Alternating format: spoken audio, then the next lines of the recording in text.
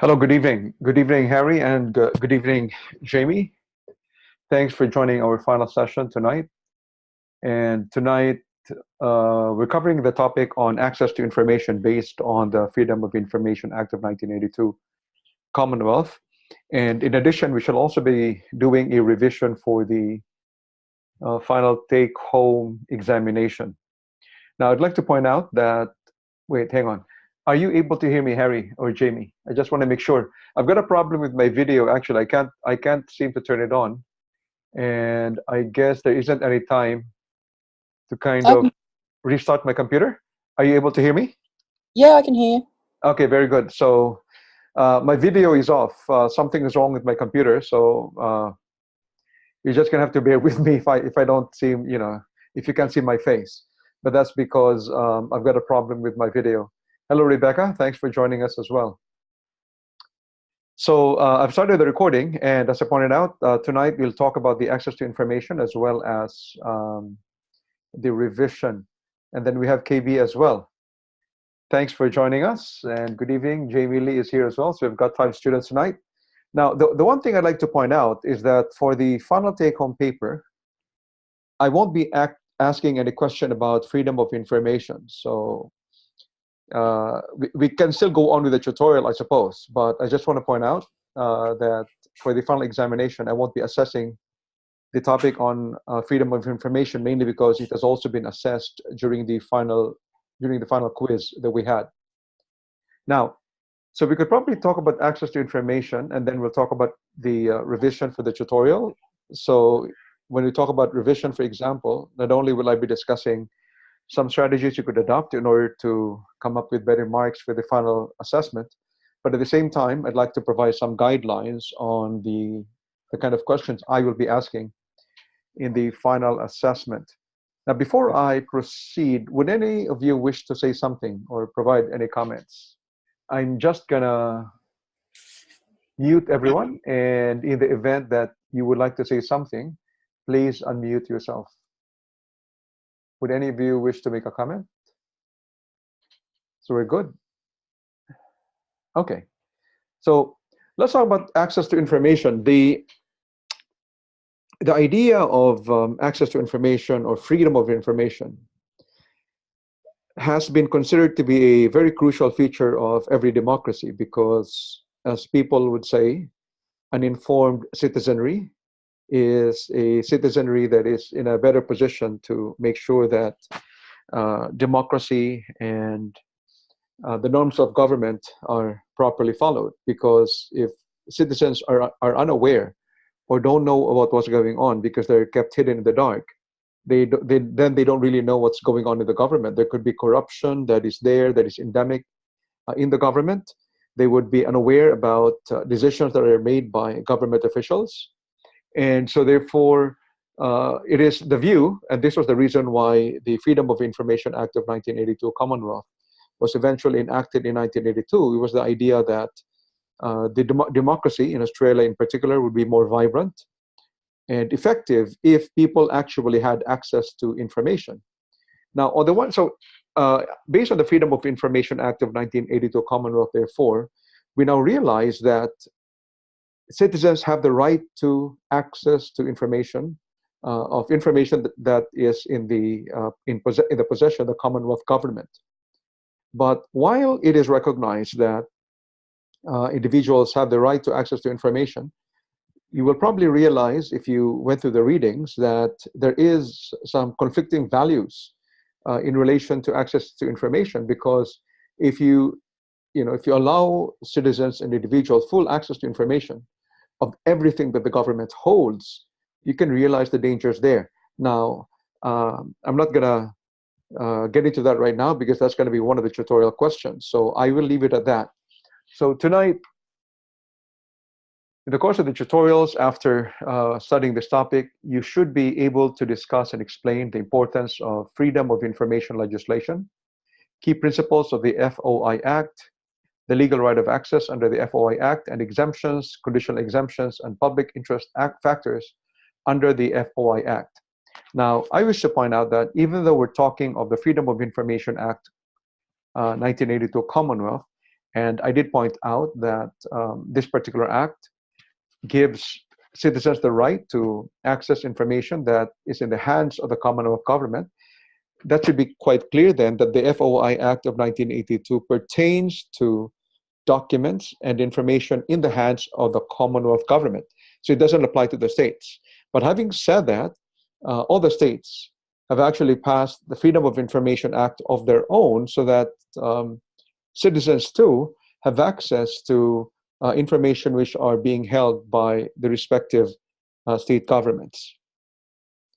Okay, so having made that clarification, let's proceed by going through 4 discussion questions. And as we go through the 4 discussion questions, we shall be touching upon the... Let's begin with discussion question 1. What do you suppose what role does the Freedom of Information Act of 1982 play in administrative law? Administrative law. Would somebody wish to provide an answer?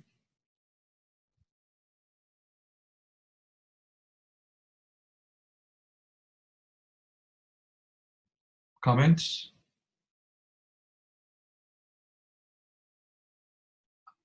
Well, I don't really have to. I don't want to force students to have to answer. If you'd like to say something, that's great. Otherwise, I'll be the one to answer my own question. But it'll be great, because what you need to remember is that the tutorials provide a learning opportunity for you. Not only is it an opportunity to learn in terms of the substantive knowledge, but it's also an opportunity for you to practice, making public statements, because as lawyers later on engaged in the art of advocacy, it'll be helpful if you've had sufficient opportunity to get involved with public speaking. And an online tutorial is one such venue for you to practice the art of advocacy and oral argumentation. Would anyone wish to state an answer there?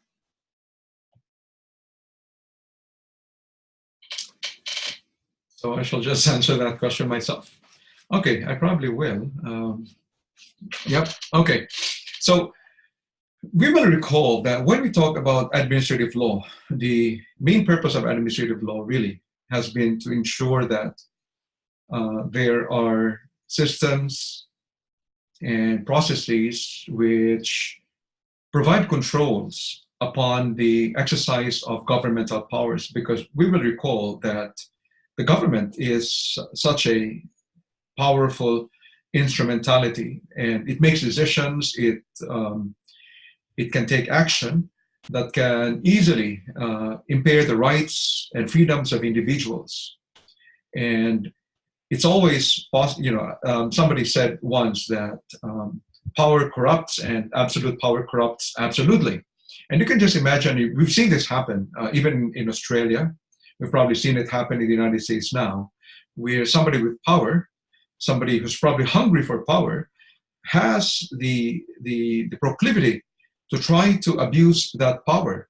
And because remember, when you look at the executive, for example, the executive not only has control over a lot of the departments, they do have control as well of the Australian Federal Police, among others. They have control of the Australian Securities Intelligence Organization, and they can actually even spy on individuals. And the government, for example, through Centrelink, or perhaps through Medicare, or even perhaps through the Child Support Agency, can make decisions that clearly impact on the lives of individuals. And so therefore, administrative law has arisen in order to provide an avenue for citizens to look for redress in the event of excesses in the exercise by the government of its powers. Now, the role, therefore, of the freedom of information is that it is one thing for there to be avenues or systems for individuals to try to seek recourse against decisions made by the government. But it's totally another thing if citizens are uninformed. If individuals don't know the basis for the decisions, if individuals aren't aware that decisions have in fact been made by government, then they can hardly do anything if they're left in the dark. As Jamie Lee pointed out here, it's relevant to seek information regarding administrative decisions. So that is correct.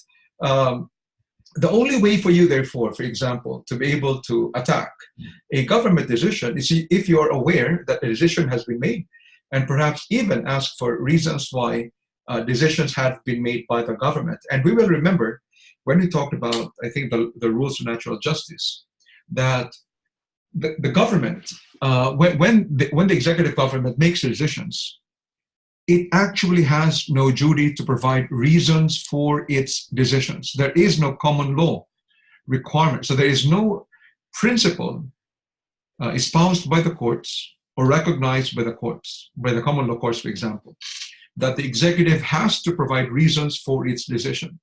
So it is sufficient that the executive comes up with a decision. The only time there can be an expectation that there has to be a reason for an executive decision is when the statute clearly provides, or it can be strongly implied, that the law requires a decision maker to provide reasons for a decision. Otherwise, there is no common law requirement that the executive must provide reasons for its decision. And so therefore, in the context of these particular common law principles, in the context of the need for the citizens to be made aware of decisions made by government, we then see the relevance of the Freedom of Information Act of 1982, because it provides the public an opportunity to get public information about the operation of the various departments and public authorities of the Commonwealth government. So you can when the government makes decisions, for example, as to the NBN, or it makes decisions on how certain contracts were probably entered into, then it is possible for a citizen to ask for information that is in the possession of the Commonwealth government.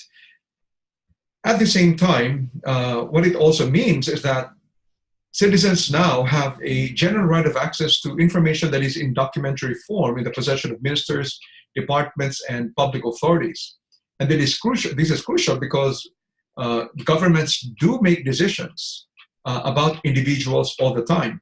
The only exceptions being that there are, in fact, exceptions to the right of the public to access to public information, and that is when there's a need to protect essential public interests, and also to protect the private and business affairs of individuals. So there is still a right of privacy of individuals. So you cannot, you won't have, so even if the government, for example, possesses information about certain individuals, the right to privacy will protect those individuals from their information being accessed by third parties.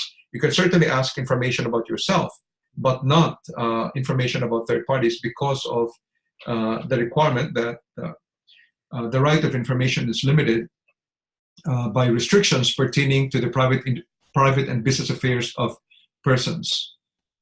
At the same time, the Freedom of Information Act enables individuals to bring about an amendment of records when they feel that the information that is held by the government might be incomplete, or it might be incorrect, out of date, or misleading.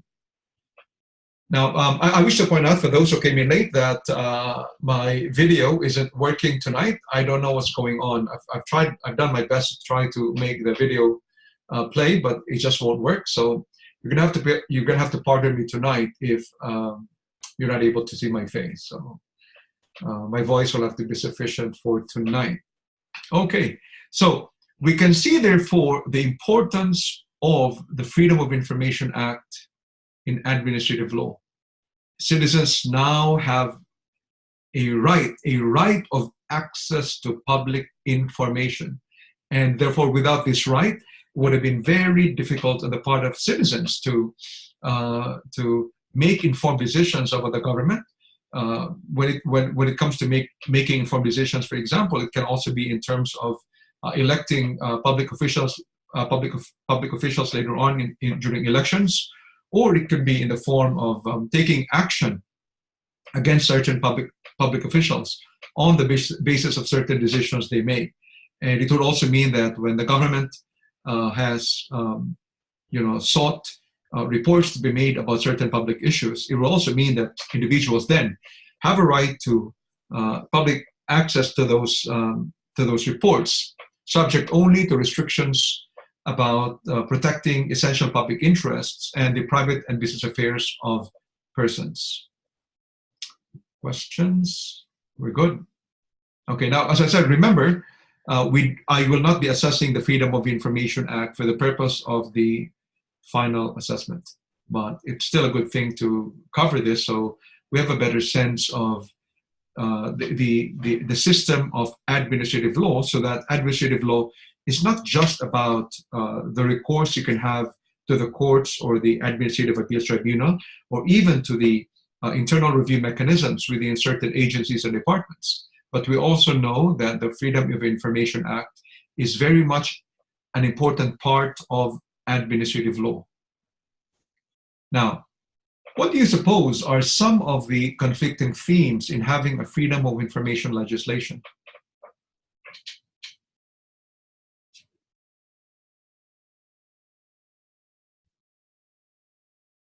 Would anyone wish to say something about it? Would anyone wish to respond to that question? So what are some of the conflicting themes? Okay, so let me just answer that question, I guess, or I'll give you a few seconds if you want to say something. You could either, unmute yourself, or you could write your thoughts on the chat box.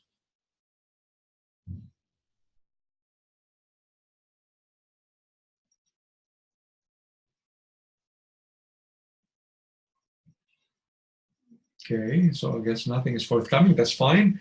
So when it comes, for example, to the freedom of information legislation, I had initially said that it is crucial for the citizens to be informed, so that citizens who are informed are in a better position to provide some measure of control over the government, because when government officials are aware that citizens know about decisions and actions of the government, because there's some transparency in their levels of decision making and action, then it is the likelihood is higher that government officials will seek to avoid instances when they can be perceived to have abused their power. And so the freedom of information provides some level of transparency of government action and government decisions, and does lead to a citizenry that is well informed. But on the other hand, so that's one of the major themes of the freedom of information legislation. But on the other hand, you can just imagine if there are no restrictions to access of individuals to public information. Can you imagine if individuals had the right to know about security measures that are in place or that are being used by the Australian Federal Police to determine, likelihood to observe individuals who might be committing crimes, or to determine who might be committing espionage against Australia?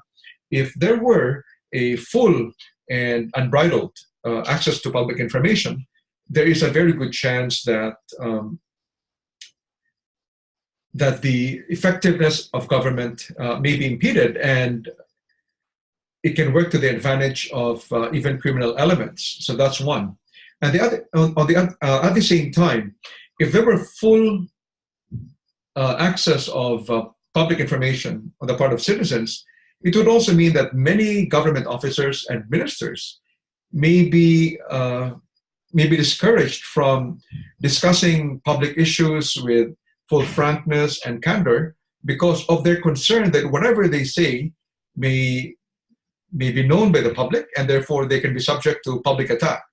And so there is the danger, therefore, that democracy to a great extent becomes endangered, because government officials will be a bit reluctant to really engage in a full debate and full discussion of sensitive government issues. And so therefore, on the one hand, while there is the idea that allowing the public to have a right of access to public information is good for democracy in general, there's also the understanding that there has to be constraints on the right of the public to public information especially, for example, on the grounds of national security or on the grounds of ensuring that discussions and deliberations of government officers and ministers can be shielded from public scrutiny to enable government ministers and officers to engage in frank and candid discussion and debate over sensitive government issues. And we also know that the other constraint on the part of the Freedom of Information Act of 1982 Commonwealth is that there are also constraints in relation to private information of private individuals as well as their business affairs. Okay, now moving on to discussion question 3.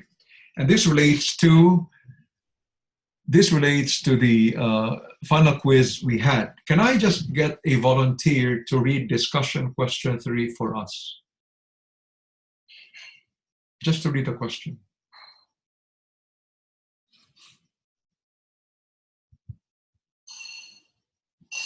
Can I get a volunteer?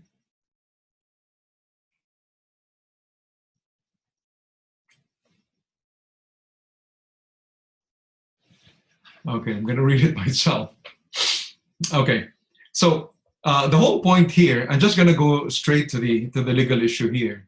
So the whole point here is that in a court proceeding, what one of the self-represented litigants, Scott by name, had sought to do was to ask the court registry to for him to be given an opportunity to examine the court documents pertaining to his submission of his affidavit and annexure. So Scott was saying that he needed those, so Scott was saying he had previously submitted an affidavit and an annexure to the application that he filed, but somehow, the court registry couldn't find where these documents were. And so what he then wanted to do after the hearing was to request the court registry to allow him to examine the affidavit and annexure that he had said. But what had happened was that the court registrar said that those documents could not be released, notwithstanding the Freedom of Information Act of 1982, because the court registrar said that these were court documents and therefore not covered by the Freedom of Information Act. So would that be correct? If you were Scott and you've gone to, if you're the solicitor and Scott has come to you for legal advice, what advice would you give him? The legal issue is, are all court documents free from the freedom of it, or would it be correct to say that court documents are not subject to the Freedom of Information Act, so therefore no one can apply to request for access to documents held by courts? And we recall that in our system of government under constitutional law, there is a separation of powers. So you've got the executive on the one hand, and in a Westminster style of government, you've got the parliament as well, where the prime minister, who is head of the executive, is actually part of parliament. But at the same time, we know that under the separation of powers, the courts are a third branch of government, and it will not allow an intrusion on the part of the government, or at least the executive and the parliament. So would it be correct for the court registrar to say that given the separation of powers, for example, court documents cannot be the subject of the Freedom of Information Act of 1982? And so we've got an answer from Rebecca and from Jamie Lee. The answer is no. That is correct, because under Section 5 of the Freedom of Information Act 1982 Commonwealth, it does provide that the Act does not apply to any request for access to a document of the court unless the document relates to matters of an administrative nature. So therefore, if the document relates simply to matters of an administrative nature, that is in fact subject to the Freedom of Information Act. So in this particular case, the submission of the affidavit and annexure is simply just an administrative matter. It is of an administrative nature, and so therefore it would be open to the public and open, for example, to Scott to seek to examine that particular affidavit and annexure under the Freedom of Information Act. Questions, comments? Okay, we'll move to a final question. It's a related one, and then we can do a revision. We'll go to the revision. Okay. So would anyone like to read the question? Okay, I'll read the question. Olaf Adams, a self-represented litigant and father of Colette, was very upset after the court registrar issued an interim order awarding custody over 6-year-old Colette to the mother at a family court hearing at the Federal Circuit Court, or the court, on 20 November 2017 into the matter of child custody. The court registrar issued the order based on the family report issued by a court-appointed family report writer. The registrar, citing confidentiality, has denied Adams' request for a copy of the family report. Olaf has come to you, a solicitor, for advice. He wants to know if he can use the Freedom of Information Act 1982 Commonwealth to compel the disclosure to him of the family report. Assume that the court registrar can lawfully issue the court order, because it can. What advice would you give him?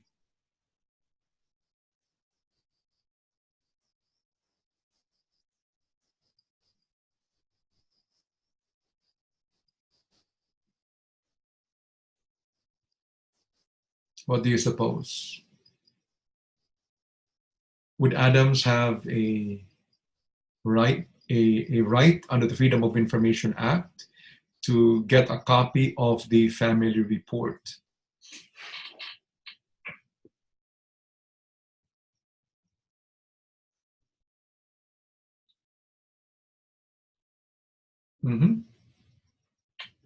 Jamie is providing 2 answers, say no and a yes.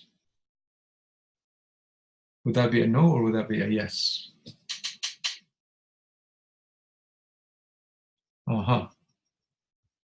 Okay, so yes from Jamie, and no was the last one. No, yes, this. Oh, so it's yes to the question. Okay, okay. Now, what we need to remember is that under Section 5 of the Freedom of Information Act 1982 Commonwealth, the Act does not apply. That particular provision provides that the Act does not apply to any request for access to a document of the court unless the document relates to matters of an administrative nature.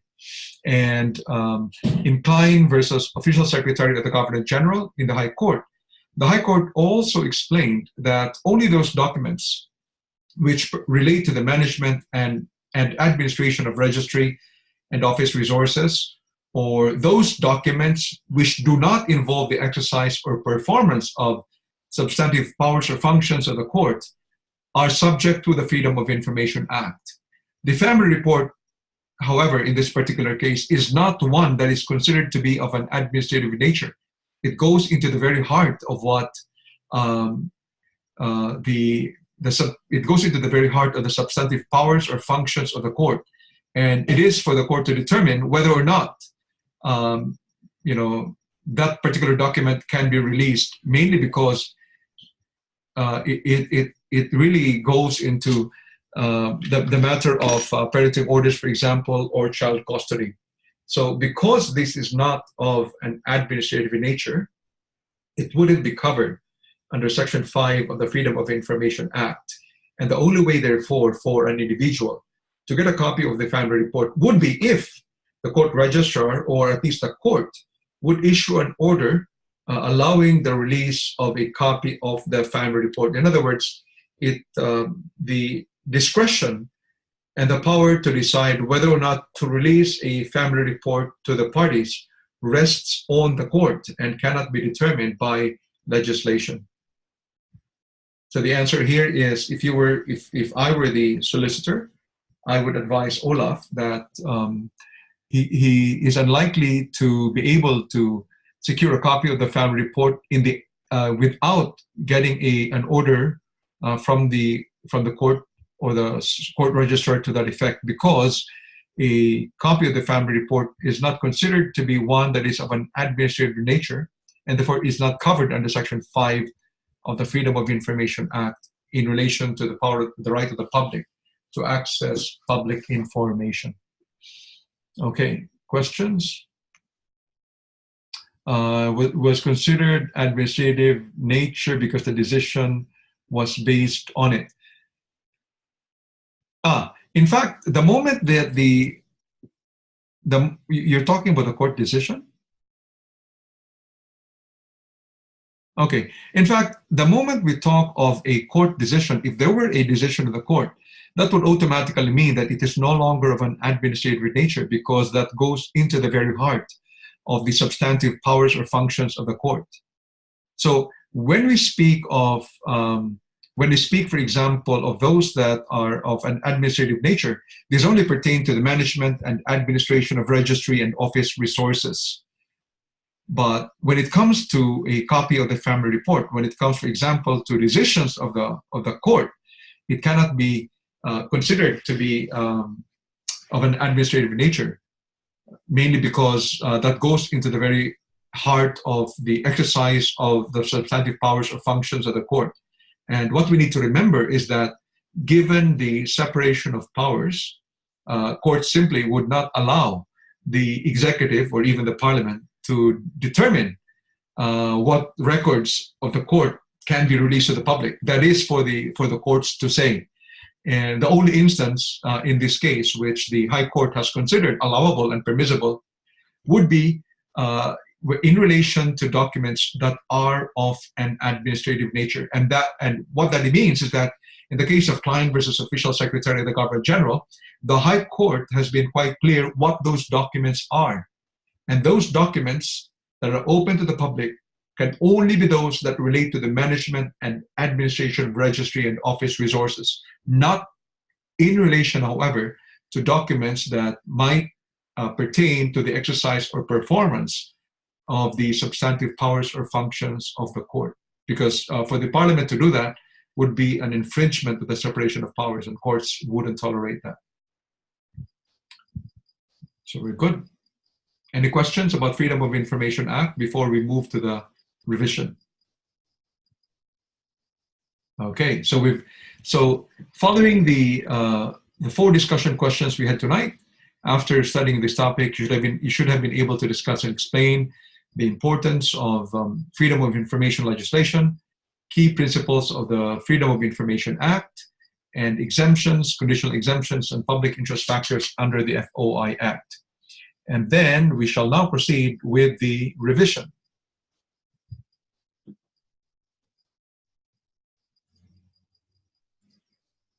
Okay. Can I just get a 4-minute break? I just need to get a glass of water. Then I'll be back.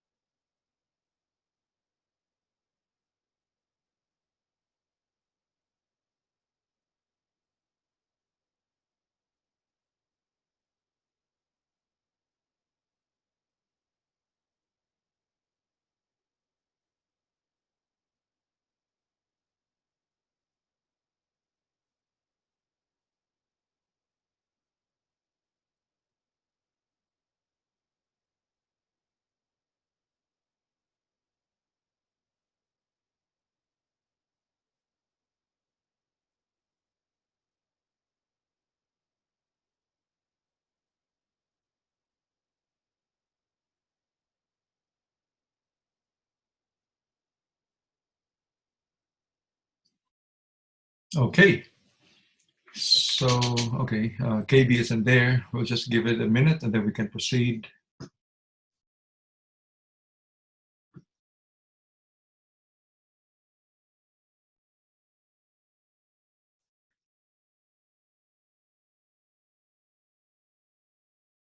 Okay, so we can probably proceed.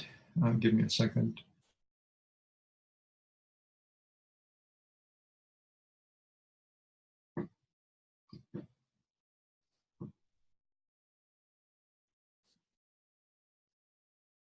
Okay, would anyone have any question before we continue? So we're good. Okay. So, thanks for joining the second session, which is about revising for the final take-home examination. And so tonight, what I'm going to do is to provide some suggestions on how to do better in the assessment. We're going to talk about how to address the IRAC format, what it is all about, and why it's important for you to try to follow the conventional way of answering case problems, which is the IRAC format. I'll also talk about what the questions will be on, and then at the same time, what I'll do is to provide an overview of some of the key principles of administrative law, which will be important for the final assessment. So tonight, after studying this topic, you should be able to identify the topics to be covered in the final take-home paper examination, improve your marks by answering case problems well, and enhance your skills at identifying the legal issue. Now, let's begin with a review of judicial review elements, and at the same time, I'll draw a distinction between judicial review and review by the Administrative Appeals Tribunal. Let's begin with the Administrative Appeals Tribunal. So, the whole point of having of trying to understand better what administrative law is all about is really trying to know the ways or the legal avenues by which individuals can seek redress of excesses made by government officials, or when they make decisions or actions that affect individuals. We're trying to look for the legal avenues by which these decisions can be re-examined. And there are various ways by which executive decisions can be re-examined. They can be re-examined. They can be examined or reviewed by the courts. They can also be examined or reviewed by the executive itself. Now, we should point out, however, that traditionally, when it comes to administrative law, the way by which the decisions or actions of the executive have been reviewed has usually been through the courts.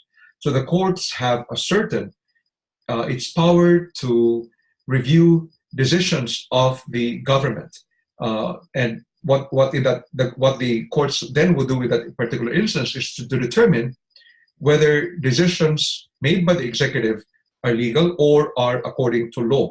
So it's all about the lawfulness of executive decisions. So as far back as 16th century England, the common law courts have asserted their power to police decisions made by the executive. And what courts then do in that particular case is to determine whether executive decisions or actions have been done according to the law.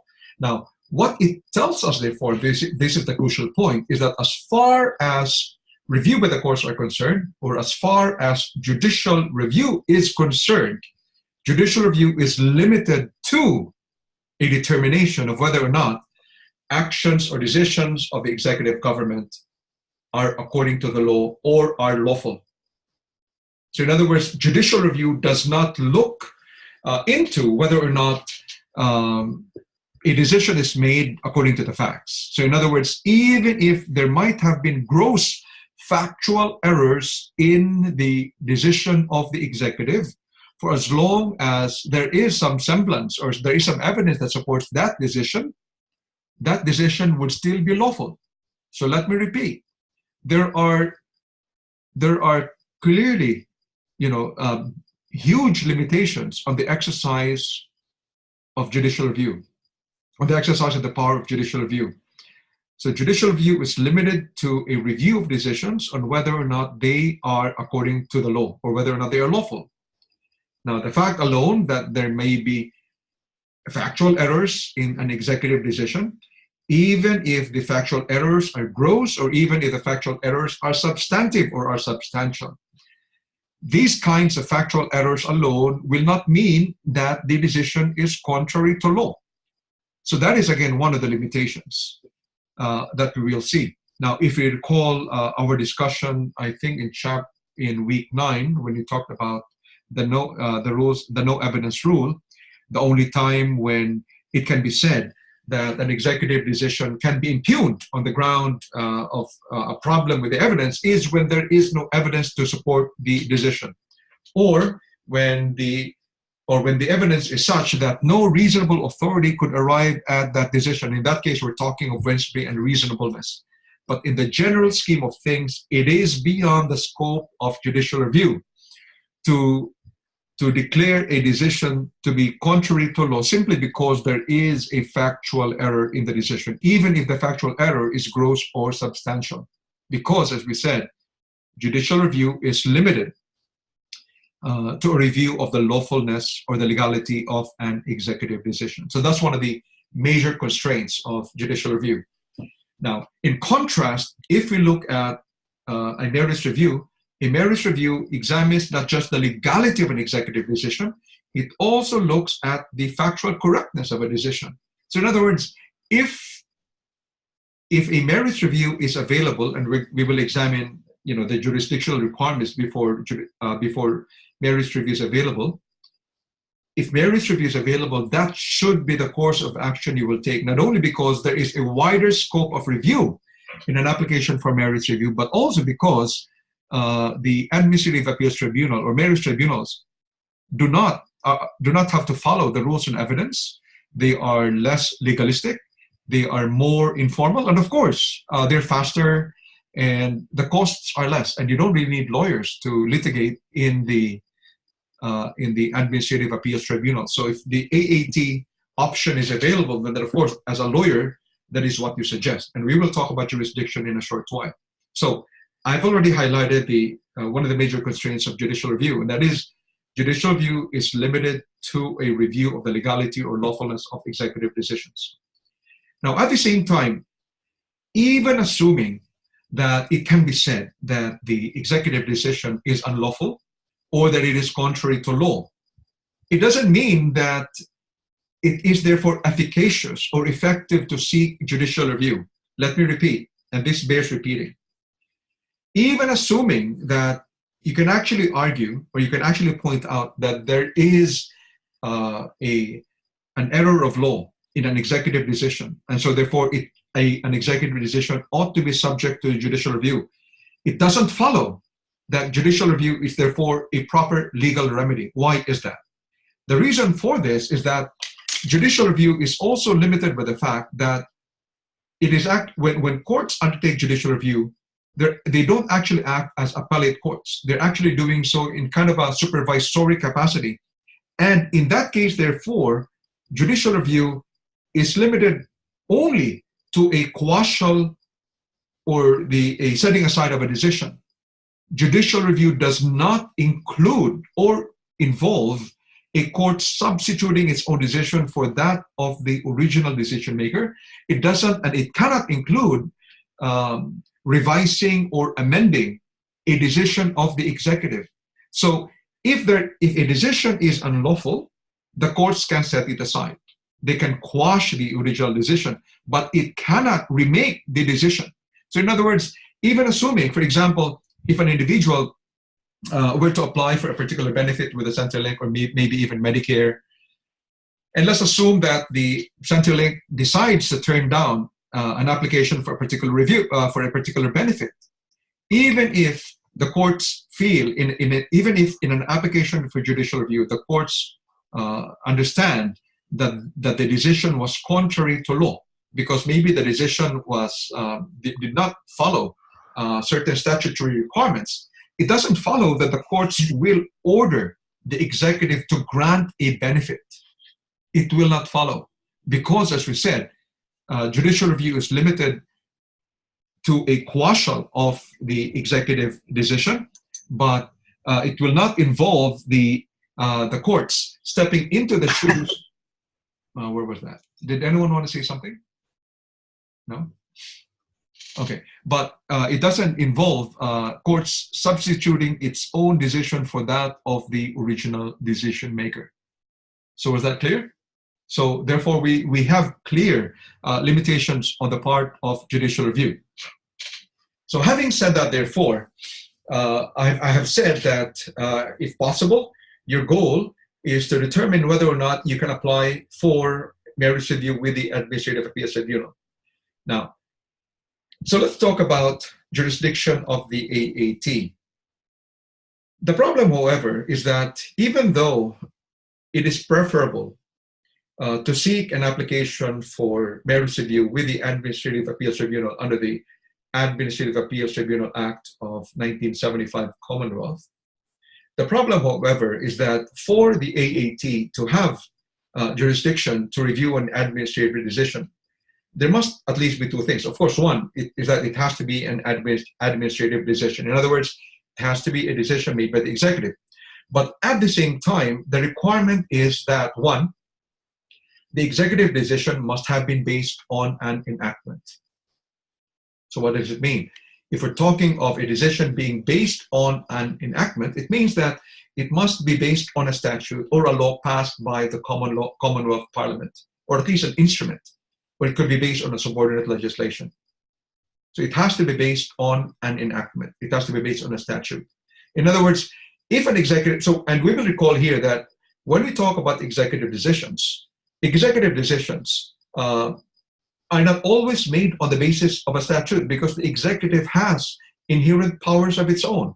The power, for example, of the executive to enter into contracts, the power of the executive to go to war, the power of the executive to enter into treaties, the power of the executive to pardon prisoners, the power of the executive to engage in diplomatic relations. These are inherent executive powers, and they do not require authorization from the Commonwealth Parliament. So the only time, therefore, that the Administrative Appeals Tribunal can have jurisdiction over an executive decision is, one, if the executive decision is based on an enactment. In other words, it is a decision made based on a law passed by the Commonwealth Parliament. But at the same time, and this is the crucial point, but at the same time, not only must the executive decision have been based on an enactment, but that particular enactment itself must provide that an application for review to the Administrative Appeals Tribunal is available. So the enactment, so the decision itself must be based on an enactment, and at the same time, that enactment must provide that there is recourse in an application for merits review to the Administrative Appeals Tribunal. So those are dual requirements that must be met before you can say that you can seek recourse to the AAT. Was that clear? So hopefully that was clear. Now, what it means, therefore, as we said, is that oftentimes the executive makes decisions, and the executive oftentimes make decisions not just on the basis of an enactment. For example, as I said, the executive can enter into contracts on the exercise of its inherent powers. And these inherent powers, for example, are recognized in the Australian Commonwealth Constitution. So in that particular case, if the executive were to make a decision or undertake actions that were not based on an enactment, then we know that there can be no recourse to the Administrative Appeals Tribunal. So in that case, if you wanted to seek a review of the decision of the executive, you can only go to the courts. It has to be through judicial review. Now, the best way to seek judicial review would be through the Administrative Decisions Judicial Review Act of 1977 Commonwealth. And the reason for that is that this particular statute, this particular law, in a sense, is a codification of principles that have been recognized in the courts. And the beauty, for example, is that if you look at Section 16.1 of the Administrative Decisions Judicial Review Act of 1977 Commonwealth, it provides certain powers to the Federal Court or the Federal Circuit Court of Australia. the power, for example, to order the quashal or setting aside of a decision or part of a decision. It could be an order to remit the matter to a person that the court thinks fit. It could be the power of the court to order, the power of declaration, the power to declare the rights of the parties. And it could also mean, in a sense, what might be injunctive, the power of injunction, in the sense that it can issue an order directing any of the parties to do or refrain from doing any act or thing. So in that case, the powers that commonly have been recognized as inhering in the courts when they undertake the power of judicial review has now been codified in the Administrative Decisions Judicial Review Act of 1977, particularly Section 16(1). So in other words, if there were an executive decision, and then you know that you cannot have recourse to the AAT, your next bet, if you wanted to impugn the executive decision, would be to look at judicial review remedies. And the first thing you need to determine is whether or not you can apply for judicial review with the courts through the Administrative Decisions Judicial Review Act of 1977 Commonwealth. That is your goal. If that's available, go for the ADJR Act, because it provides essentially a codification of the judicial review remedies as well as the grounds for judicial review. Now, however, when it comes to the power of judicial review of the courts under the ADJR Act of 1977 Commonwealth, the requirement, however, is that an executive decision must have been made under an enactment. So in other words, if the executive decision was not based on an enactment, for example, because the executive made a decision on the basis of its inherent powers, like its prerogative powers, or because the decision was really made under general laws, such as the general law of contracts, but it wasn't a decision that was based under an enactment, then you cannot have recourse under the ADJR Act. So let me repeat. When it comes to the jurisdiction of the court under the ADJR Act, it is a requirement that the executive decision must have been made under an enactment. So if the decision were not made under an enactment, in other words, the decision, for example, was based on the exercise of the inherent or prerogative powers of the executive, you cannot have judicial review under the ADJR Act. At the same time, if the decision was not made under enactment, for example, but on the basis of a general law of contracts, you cannot also have recourse to judicial review under the ADJR Act. So that's one. So we're clear. Now, so let's assume that a decision, we're still looking at jurisdiction here. And let's assume, for example, that a decision was not made under an enactment. So it could have been a decision that was based on the inherent powers of the executive. Can you then apply for judicial review? And the answer is yes. Because if, for example, if you look at Section 75(5) of the Australian Commonwealth Constitution, the High Court has original jurisdiction to issue writs of mandamus, prohibition, or injunction against an officer of the Commonwealth. So, let me repeat, under Section 75(5) of the Australian Commonwealth Constitution, the High Court has original jurisdiction to issue writs of prohibition, mandamus, or an injunction against an officer of the Commonwealth. Now, that particular provision has been replicated under Section 39B of the Judiciary Act of 1903 Commonwealth, so that the Federal Court of Australia also has the power to issue writs of mandamus, prohibition, or injunction against an officer of the Commonwealth. So that is so if you look at Section 75(5) of the Constitution, that is a constitutional jurisdiction of the High Court. And the other source of judicial review, which is statutory, that would be Section 39B of the Judiciary Act of 1903. But you will notice in that particular case, as I said, that the decision must have been made by an officer of the Commonwealth. Now, however, it could be that there are certain decisions which are not made by officers of the Commonwealth. So, for example, there could be executive decisions in the sense that it is a decision of the vice chancellor of the ANU, or if it were, I wonder who. There was a time I think that the postal office was a Commonwealth instrumentality, and in that sense, that particular officer wouldn't be an officer of the Commonwealth, and so therefore you cannot have judicial review under Section 75(5) of the Australian Constitution or under Section 39B of the Judiciary Act of 1903. But at the same time, so apart from judicial review under the ADJR Act, or apart from the statutory judicial review under Section 13B of the Judiciary Act of 1903 Commonwealth, and in addition to Section 75(5) of the Australian Commonwealth Constitution, as I've said, for many centuries, the courts have asserted the power of judicial review. So there is such a thing as a common law judicial review.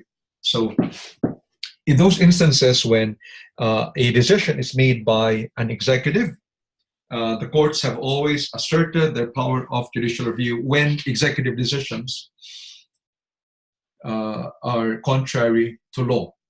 So we've discussed jurisdiction of the court. Let's talk about justiciability of the dispute. Just quickly, there are two aspects to justiciability of the dispute. The first is that courts will refrain from entertaining an application for judicial review when it is something that the court considers to be non-justiciable. And one sense of the non-justiciability concept is that it is a decision that is best left to elected representatives of the government to make. So for example, when it comes to matters of national policy, whether or not, for example, citizens should be required to undergo immunization, or whether or not taxes should be confiscatory in the sense that they are, the government decides to impose taxes which amounting to maybe 60% of somebody's income. These are issues of national policy, and so therefore these are considered by the courts to be non-justiciable. Questions about security matters, whether or not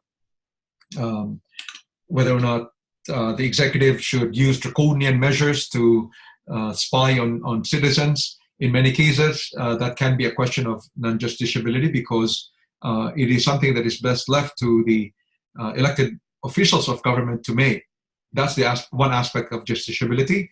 The other aspect of justiciability is really that when it comes to the courts, courts only have jurisdiction when a court action involves a matter, and the matter as defined by the courts is one where there is an actual controversy between individuals or between corporations involving rights, freedoms, or interests or legitimate expectations. So without a matter, meaning if there is an application involving something that's hypothetical or speculative, meaning there is really no actual controversy, then that is non-justiciable for the courts, and courts will not resolve that. Third is standing of the applicant, that in general, an individual must have what is known as locus standi. In other words, that individual must have certain rights, interests, or legitimate expectations that have been impaired by an executive decision, which then enable the individual to seek recourse to the courts. Grounds for judicial review, we're going to discuss that shortly because I'm going to talk about what will be covered in the exam. But we'll skip that, and I'll go to that in a short while. Yeah, it's going to be here. Grounds for judicial review. So we're going to go back to that in a short while. Judicial review remedy needs to be made out. So this is a crucial point as well. So in other words, if in the final examination you're asserting that you should apply for judicial review, you need to be able to try to identify and address the judicial review elements. So talk about jurisdiction, justiciability, standing. Justiciability and standing are quite quick. You need to be able to make out the ground for judicial review and explain that. And you also need to be able to properly explain what the judicial remedy ought to be that should be sought in an application. Because remember, as I pointed out, if you look at the case of Green versus Daniels, even assuming that the court agrees with the litigant or with the plaintiff, or with an applicant that he might be entitled to a particular benefit, even assuming that the court agrees with the applicant that the executive made a decision that is contrary to law, it does not follow that the court will issue an order requiring the executive to act in a particular way, such as by giving particular benefits sought by the applicant. In the case of Green versus Daniels, the court said it can make a declaration, perhaps, meaning declare what the rights of the individual can be, but because of the limits of judicial review, it is not within the power of the courts to direct the executive to act in a particular way, particularly to grant a remedy that is sought by an individual. So when you provide an answer that says you should apply for judicial review, you need to also determine what is the judicial review remedy that you are seeking. And if you could, it will be best if you can show that an application for judicial review can be made under the ADJ Act, because Section 16.1 of that particular law is quite expansive in terms of what the judicial review remedies are. Instead of trying to seek judicial review under the Section 75.5 of the Australian Commonwealth Constitution or Section 39B of the Judiciary Act of 1903 Common Law. Okay, so we've discussed that. So, assessment topics, we've covered the jurisdiction of the court. We've done that. We've talked about justiciability of the dispute. We've talked about that. The other thing about justiciability of the dispute, I did talk about whether or not the dispute might be hypothetical, whether or not it might be speculative. The other point is that the decision, if for there to be a matter, meaning there has to be an actual controversy regarding rights, in the case of Australian Broadcasting Tribunal versus Bond, the High Court pointed out that there can only be a matter when there is a final operative and substantive decision. So in other words, if a decision, for example, is not yet final because, for example, there might have been a prayer on the part of an applicant to allow a witness to testify, or it could be that the applicant sought an adjournment of a particular hearing. The fact alone that that might have been denied by the executive doesn't mean that that particular decision can be subject to judicial review, because in that case, that isn't final, that's only preliminary. It must be operative in the sense that it has an effect on rights, and it has to be substantive because in that case, it does go into the substance of the merits of the case. So that's justiciability of the dispute. I will not be asking questions about standing. We will assume that standing is there, so this will not be assessed.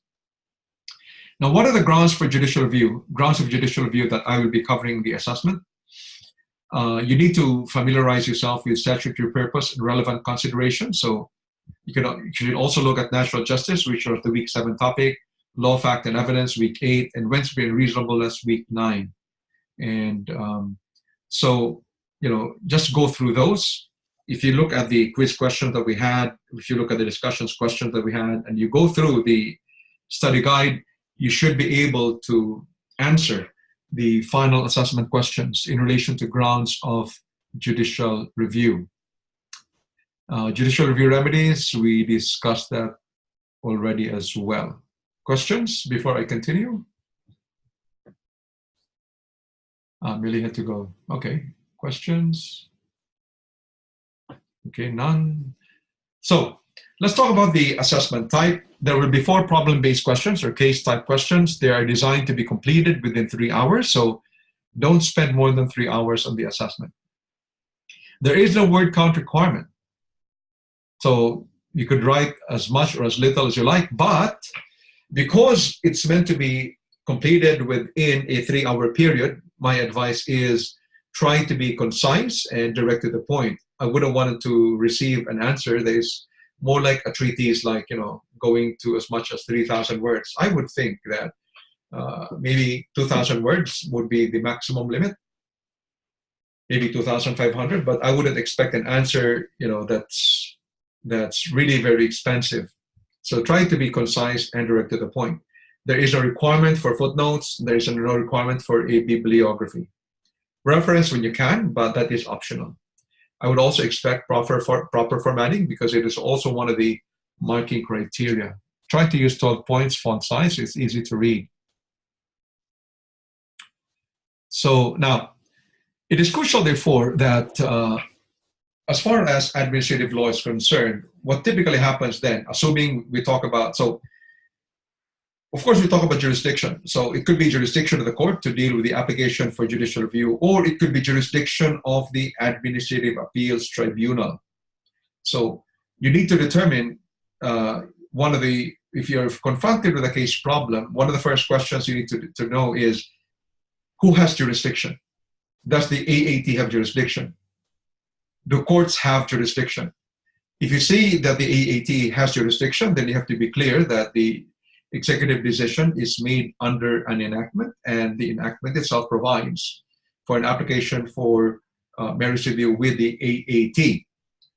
Now, if a decision, for example, is an executive decision on the basis of the exercise of the inherent powers of the executive, or the decision was not made under an enactment, then potentially you won't have recourse to the AAT. In that case, you can consider applying for judicial review. In that case, you need to determine, can you base your application for judicial review under the Administrative Decisions Judicial Review Act of 1977 Commonwealth, or can you use Section 75(5) of the Australian Commonwealth Constitution pertaining to the power of the High Court to have original jurisdiction over writs of prohibition or mandamus or an injunction against an officer of the Commonwealth, or Section 39B of the Judiciary Act of 1903 Commonwealth, which again relates to the power of the Federal Court of Australia to issue writs of mandamus or prohibition or an injunction against an officer of the Commonwealth. The question can also be justiciability of the dispute, but this is kind of unlikely. There won't be a question there. The crucial point, however, is what are the grounds for judicial review? And I have already said that as far as the grounds for judicial review are concerned, it will be limited to these 4 grounds of judicial review and none other. Okay, so limit yourself to the grounds of judicial review, because if I remember correctly, there is also a week 5 topic, which is a ground for judicial review. So these are the grounds for judicial review. You need to determine what are the grounds for judicial review. And then you need to show what the judicial remedy that is sought, that you are seeking. And that is a crucial point, as I said, because it is one of the elements that you have to establish when you seek judicial review, because judicial review is of a limited nature. Courts cannot substitute itself. Cannot substitute its own decision for that of the original decision maker. So in other words, courts generally can only set aside or quash a decision of the executive. So you need to be clear that even assuming, as I said, even assuming that a decision is contrary to law, it doesn't follow that because it is contrary to law, you can then get the remedy that you want, because courts will not, for example, if it was a benefit that you wanted, courts will not order the executive to grant you the benefit that you want, because it will still be up to the executive to make that determination. Now, why is the issue crucial? Identifying the issue is crucial because being able to identify the issue, you then are able to state what the relevant laws are concerned. So the effect of identifying the legal issue is that it allows you to identify what the relevant legal rules are, or what the relevant legal principles are. It narrows, in other words, the discussion of the relevant legal rules or principles. When we talk, for example, of the grounds for judicial review, and we said that we're looking at topics from week 6 to week 9, by identifying the legal issue, in particular the ground for judicial review, you then narrow down the rules that you will need to discuss. Otherwise, if you're unable to identify the legal issue, in particular if you're unable to identify what the proper ground for judicial review will be, then what will it be that you will be discussing in terms of the ground of judicial review? You're going to be discussing so many, and a lot of them will end up becoming irrelevant and useless. So if the legal issue is really all about natural justice because a person's right to be heard was violated, or because there was a decision maker who acted with bias, then you should only be citing the relevant rules on natural justice and nothing else. So that is the reason why you need to be able to identify what the legal issue is, because once you identify the legal issue, then you can articulate or state what the relevant legal rules or principles might be. So once you've identified what the legal issue is, you can then state the rules, and then the application is a straightforward process of saying, these are the rules, these are the facts. So when you apply the rules to the facts, what does it tell you? Okay, so that is the next step. The issue narrows down what the legal rules are. You then explain what the legal rules are. And then once you've defined what the legal rules are, you then apply the rules to the facts. When you apply the rules to the facts, it should lead you to a conclusion, to a legal conclusion. So that's the beauty of following the IRAC format and the importance of identifying the legal issue. And then, so we can move that. So we've talked about the IRAC format. So if you, there's a therefore logic to the IRAC format. What typically happens is people follow the IRAC format. The IRAC format simply means that initially, instead of immediately identifying what the legal issue is, you provide an initial conclusion. So you say there is a ground for judicial review, on the ground blah blah blah, and the application for judicial review should seek the following. So, and you can see this in the examples I have in the answers to the discussion questions that I have. So that's the IRAC format. You make an initial conclusion. You then state the legal issue, so that, because then by identifying the legal issue, you can then state the relevant rules. Now, the other point, however, is that you don't just say on the ground of, the ground for judicial review is natural justice, or the ground for judicial review is Wednesday and reasonableness. You need to explain what these legal concepts are. That is part of your job. I cannot assume that you understand what those concepts are. So your use of those concepts and your explanation of those concepts will be assessed and they will be marked. So you need to be able to explain key concepts. You also can just drop the names of cases. You need to be able to tell us what those cases are all about. So we've had cases where a student cited maybe 10 cases, and it was just a mere citation of cases. That means nothing. If you're going to use a case, you need to be able to explain what the rules are that are relevant to that case and how they inform the legal issue. So don't just cite cases. You need to explain what those cases are all about in relation to the legal issue that you've identified. At the same time, you can be citing certain legal principles brilliantly, but if they are irrelevant to the legal issue, then they don't count. So, for example, if the case is really about natural justice, and you talk about the no evidence rule, so even if you are able to explain the no evidence rule in a very excellent manner, but because it is relevant to the legal issue about natural justice, it doesn't count. So application is about applying the rule to the facts, and then finally you state your final conclusion. You can end your answer with words or phrases such as in conclusion or hence, blah, blah, blah. Okay. So finally, techniques in answering case problems. It is your job to tell me what you know. You will only be marked based on what is written. So if it's not there, I can't mark it. So you have to explain. If it's not on paper, I can't mark it. And try to write in such a way that you can be understood. Do not force your marker to figure out what you are trying to say. So try to write plainly and try to write clearly. Avoid a brain dump. A brain dump is simply where, and especially because this is an open books assessment, it's simply difficult to be impressed when what a student does is to do a brain dump, just trying to put as many legal principles as possible there in the hope that one of them will be correct. So there could be about 8 legal principles that are cited, and actually 1 or 2 of them will be correct.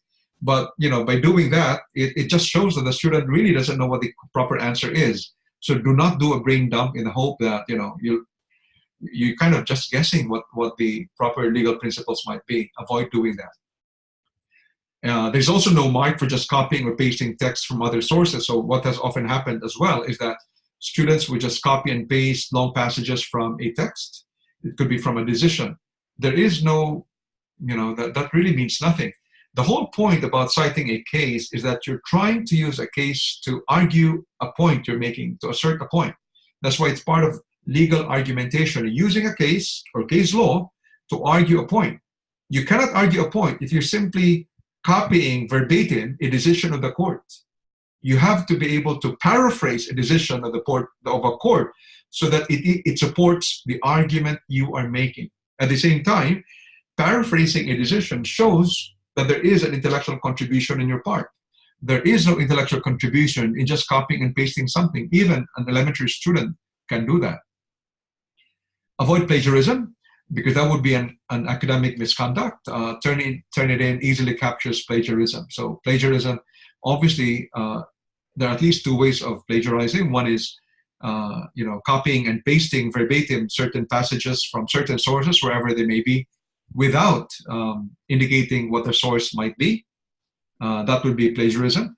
Secondly, it would also be plagiarism if you copy and paste verbatim long passages from a source, and it happens that they're verbatim and you don't put quotation marks. Because if you don't put quotation marks, you're asserting that you've paraphrased certain materials. But if you copy them verbatim, that would be plagiarism if you do not acknowledge that you've actually just, you've just quoted long passages from a decision.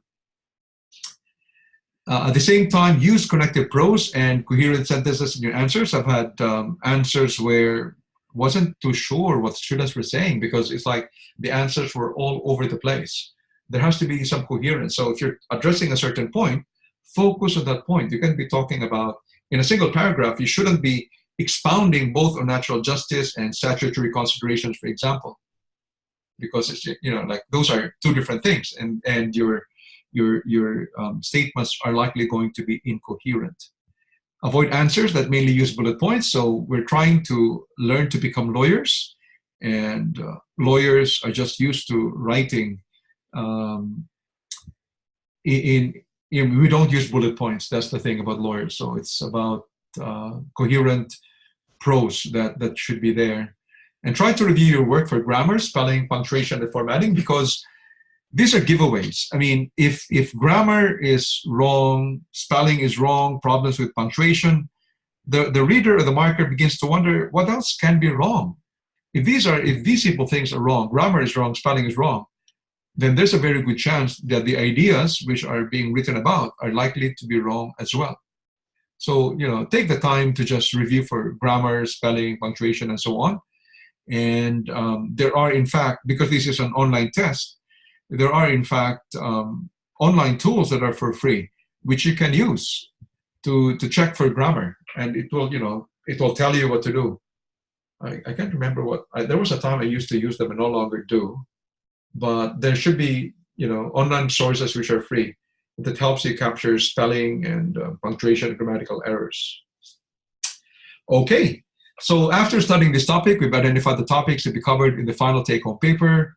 Should hopefully be able to improve your marks by answering case problems well and enhance your skills at identifying the legal issue. So before we end tonight's session, would you happen to have any questions or comments? Questions or comments before we end tonight's session?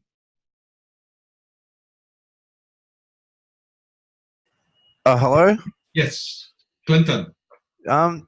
Did you end up posting the perfect answer for the midterm assessment? Just so so I can have a look at what. Yes. In fact, the moment that I released the marks for the midterm assessment, I posted the answer straight away in Moodle. Oh, yeah, sweet. All right, I'll have a look. I'm not even sure if I did that. Did I? Yeah, I may have forgotten that because there was a student who had requested an extension. Yeah, I should do that. But at the same time, I just want to. Yeah, that's right. Yeah, I just want to see what the perfect answer was, just to see like how far off point I'd got. Good point. I'll do that tonight straight away. But at the same time, excellent. What I did was actually to provide the kind of the answers in the comments I gave. I tried to, I did that. But you're right. I should come up with the perfect answers or the exemplar answers. I'll do that tonight. I'll post them as soon as the assessment. Thank you, Clinton, for reminding. Thank you. Comments? Other comments? We're good. Okay, so thank you. It was I had a great time handling this term. I was hoping, I've seen a lot of you come to the sessions regularly, and yeah. So all the best in the final assessment. If you have any questions, feel free to send them to me. And all the best in the final online take-home paper. And if you get the chance, kindly do the unit evaluation as well when you get a chance. It shouldn't take too long. Okay, so thank you so much. Thank you, Rebecca. Thank you, Harry, Jamie Lee, Clinton, and KB. Thanks. And see you soon. All the best in the final take-home paper. Bye.